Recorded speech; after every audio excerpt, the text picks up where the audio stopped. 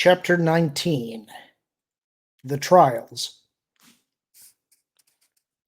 In the aftermath of the Trade Federation victory in the Senate, Felucia, Mercana, and other former client worlds became members of the Republic, unswerving in their allegiance to the needs of the Trade Federation. While Pack's team and a handful of similarly disappointed senators shunned Palpatine, accusing him and Naboo of having been bought by the cartel, most of the Senate dismissed the matter with a shrug. Palpatine was new to the game, and in fact was merely expressing the wishes of King Tapalo. More important, the seeding of new worlds meant new revenue and additional opportunities for graft.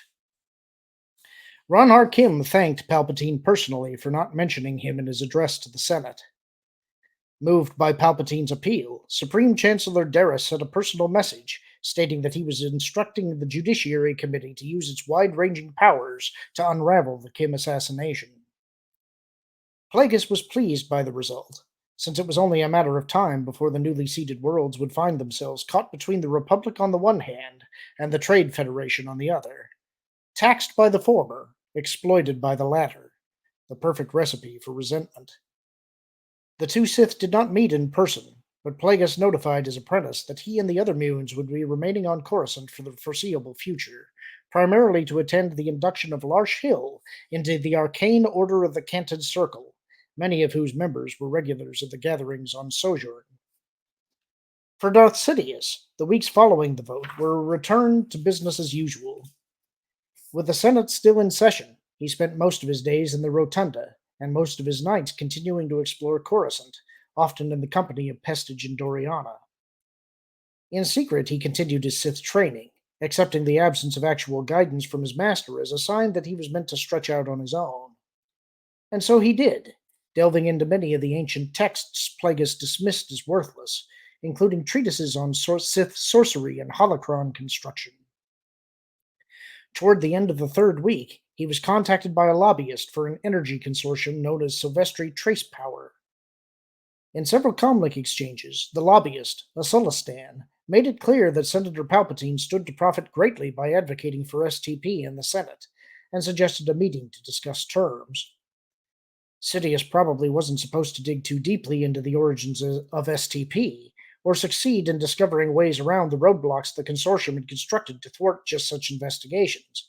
But he did, and was intrigued to learn that STP had once been a shell company created by Zillow Fuel Resources, which was based on Malastare. Suspecting an attempted entrapment, Sidious agreed to a daytime meeting, the location of which served only to further arouse his suspicions. Unlike the upper-tier restaurants patronized by the political crowd, the Shimmer Silk was in a low-tier district known colloquially as POTU, which to most beings stood for the periphery of the Uskrew, but to the better informed meant the peril of the Uskrew, a slowly gentrifying area accessed by the deep-core maglev line that had once been the haunt of turf gangs, serial killers, molesters, thieves, and other bottom feeders, on a world whose bottom was uncommonly deep. With residents preying mainly on one another, the police saw little reason to patrol, and even security cams were scarce, as they were frequently stolen and disassembled for parts.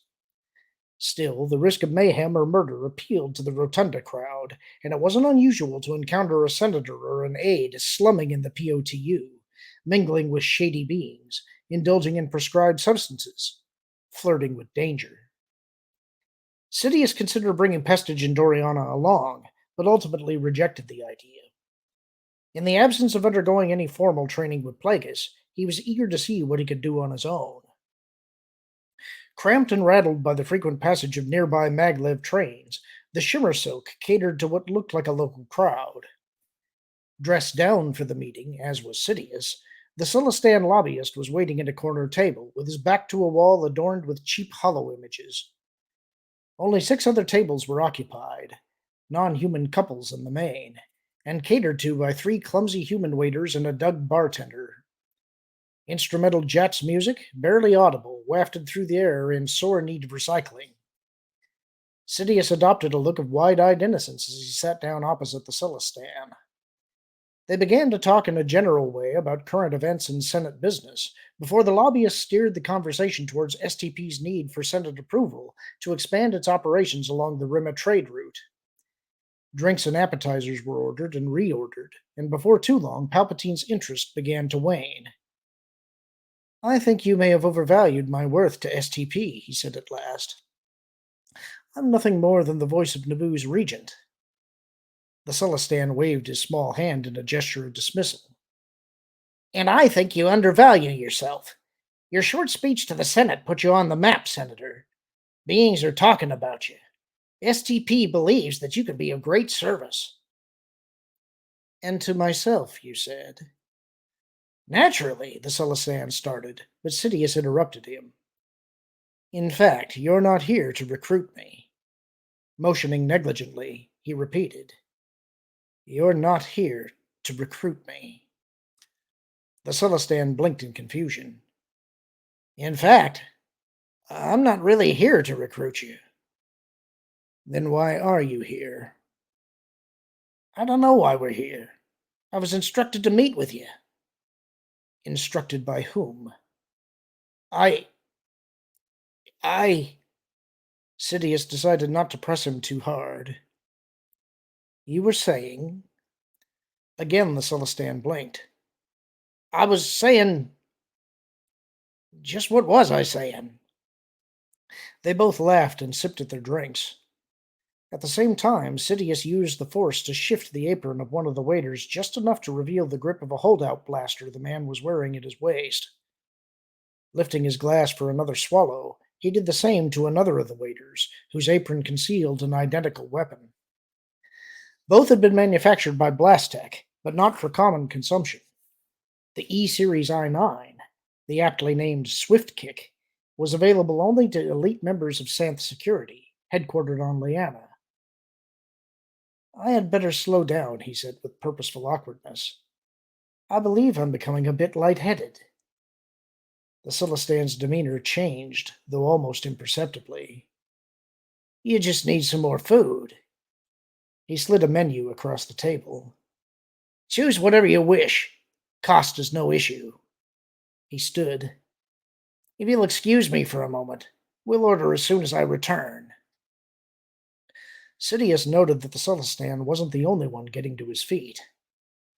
Under low-voiced orders from the waiters, patrons were calling for their checks and exiting.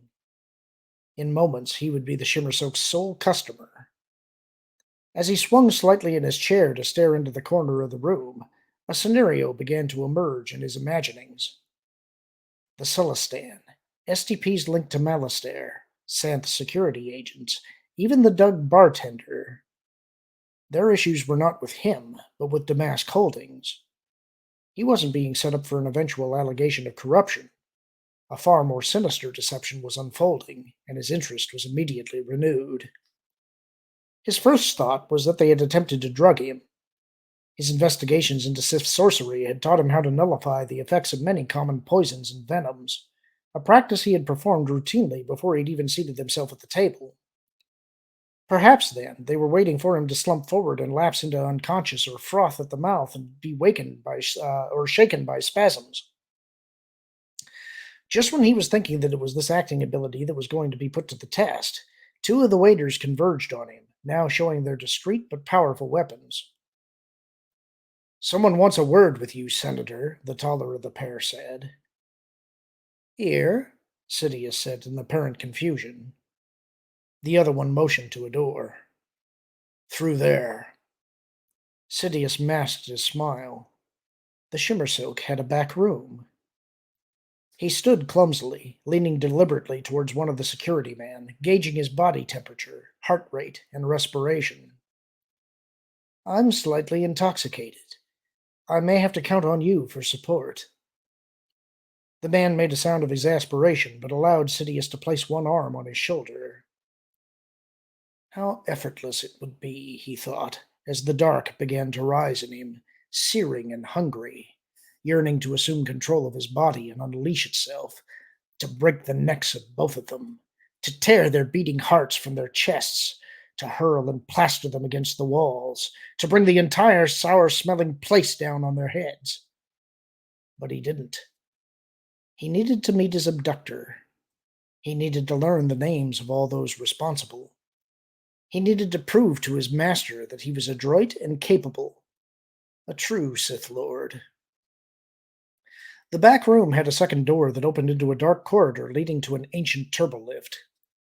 Shoved forward by the guards, Sidious calculated the distance they had come from the shimmer soak to the turbolift. He fell silent as they began to rise, and devoted his attention to calculating the rate of climb. He estimated that they had risen 50 levels when the turbolift came to a halt, depositing them in a corridor as aged as the first, though wider, tiled, and illuminated by wall sconces.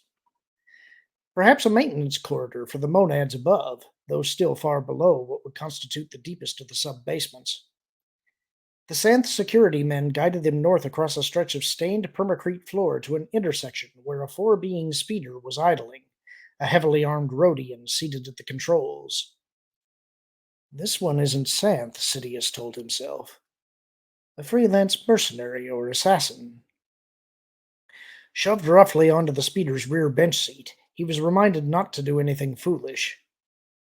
Restraining an impulse to reveal that they already had, he continued to play the intimidated abductee, cowering in the seat, hands interlocked in his lap, avoiding eye contact.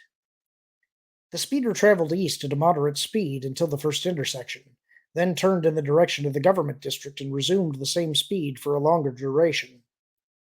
Sidious reckoned that they were 20 or so tiers beneath the outlying buildings of the Senate when the speeder swung west into an even broader corridor towards a district known as the Flats, or the Works, a kind of industrial plain situated well below the governmental plateau, overlooked to the far north by the Jedi Temple and the horizontal landing fields of PSD Spaceport, and to the south by the Reza blocks and commercial towers of the Fabasi district, where Plagueis was attending Larsh Hill's induction into the Order of the Canted Circle.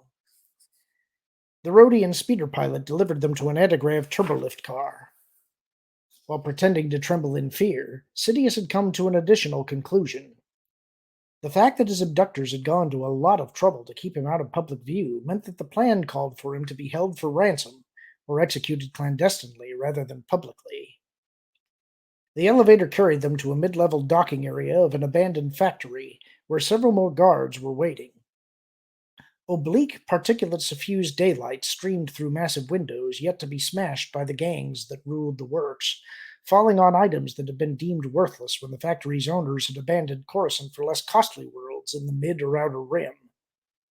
Sidious's human handlers forced him to sit atop the boxy body of an overturned power droid. A portable holoprojector was moved into possession in front of him, and a transmission grid placed under his feet. One of the Santh guards spent a moment activating the projector, then stepped aside as a faintly blue, life-sized image of Grand Protectorate Senator Pack's team took shape above. Team was dressed in a richly brocaded robe and shimmer-silk tunic, banded by a broad cummerbund. The stable and sharply detailed quality of the image suggested that its source was Coruscant, or a nearby core world, rather than Malastare. We apologize for not having provided the seat more suited to your station, Senator. No doubt the head of House Palpatine is accustomed to more comfortable surroundings.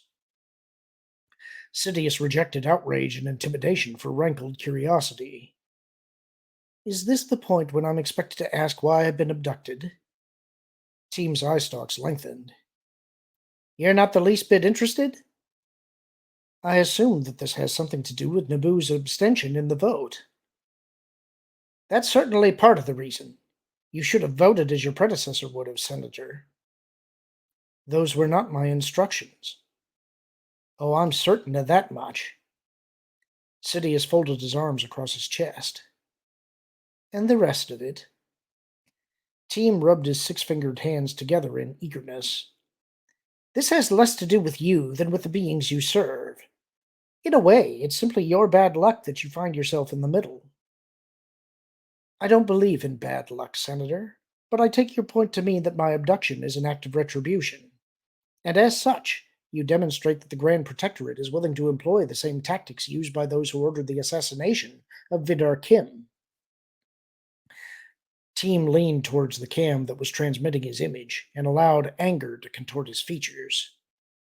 You say that as if it's still a mystery when we both know that the murder wasn't ordered by the Trade Federation but by your Mune master, by Higo Damask. Sidious's expression didn't change. He is hardly my master, Senator. In fact, I scarcely know him. He greeted you in front of the Senate building like a close friend. He was extending his greeting to two Jedi Masters I happened to be standing with. Team's right forefinger jabbed the air. Don't delude yourself into thinking that you can save yourself by lying. You and Damask have known each other for more than 10 years, ever since you were instrumental in helping him guarantee the election of Bon Tapalo. Sidious gestured casually. An old rumor that has no basis in fact, begun and perpetuated by rivals of House Palpatine. Again you lie. Your treachery was to your father and his royal allies. In exchange for the information you released and the subsequent spying you carried out for Damask, he rewarded you by persuading Tapalo to appoint you ambassador. Sidious hid his ruefulness.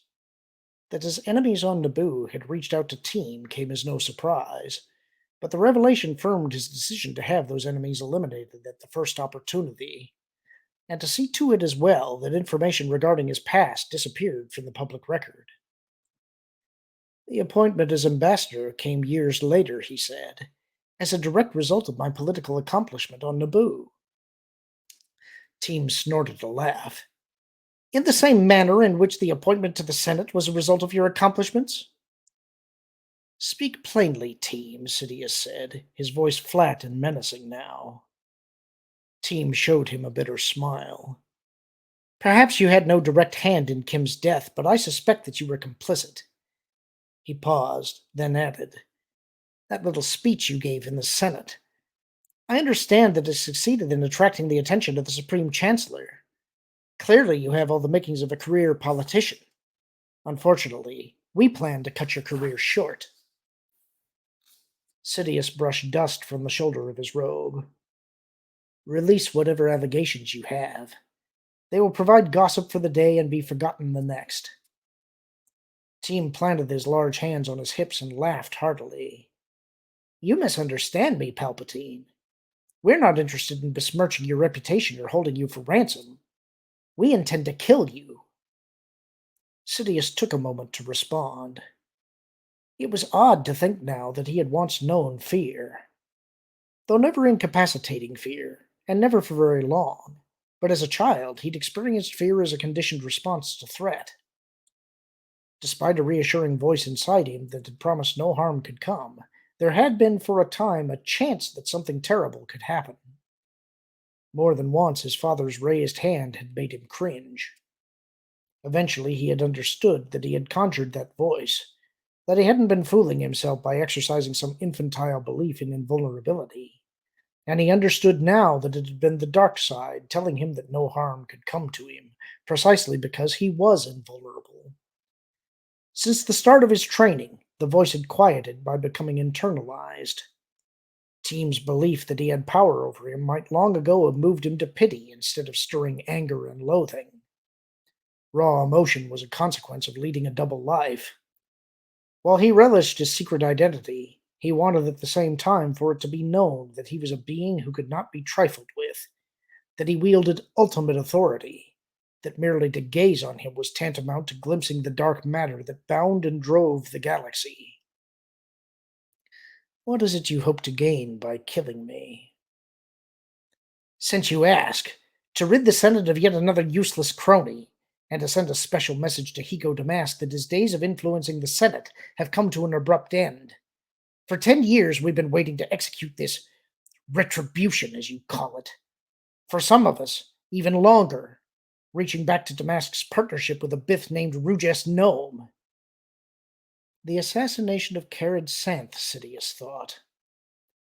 I fear, Senator, that you have not given this matter sufficient thought. Team's face took on color. Repercussions, Palpatine. Ah, but we have thought through the matter, and have taken the necessary precautions. Sidious nodded. I'll give you one final chance to reconsider. Team swung to someone off cam and loosed a belly laugh. Tell that to the beings who hold your life in their hands, Palpatine. And do take heart in the fact that you accomplished so much in your brief career. No sooner did the hollow image dissolve than two of the security men began to advance on him. Sidious readied himself for action.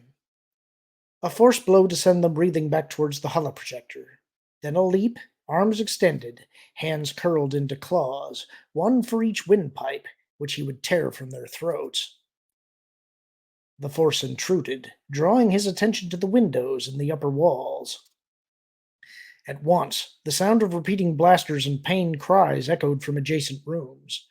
Then a nerve-jangling shattering of glass as sun guards crashed through the high windows and began to rappel to the filthy floor, firing as they slid down on their microfilament lines, catching the Santh men and the Rhodian with so many bolts that their bodies were left quartered by the volleys. Other tow-headed Achani rushed into the landing from both sides, some carrying force pikes, others blasters. Sidious had yet to move a muscle when a silver-eyed female hurried over to him. "You're safe now, Senator Palpatine." He smiled at her. "I can see that." An Achani male standing alongside the holoproj was using a handheld device to extract information from it. A moment later, an image of Higo Damask dressed in a ceremonial robe genied into view where teams had been. The droid 114D stood behind him. "We have the source, Magister," the Sun Guard said.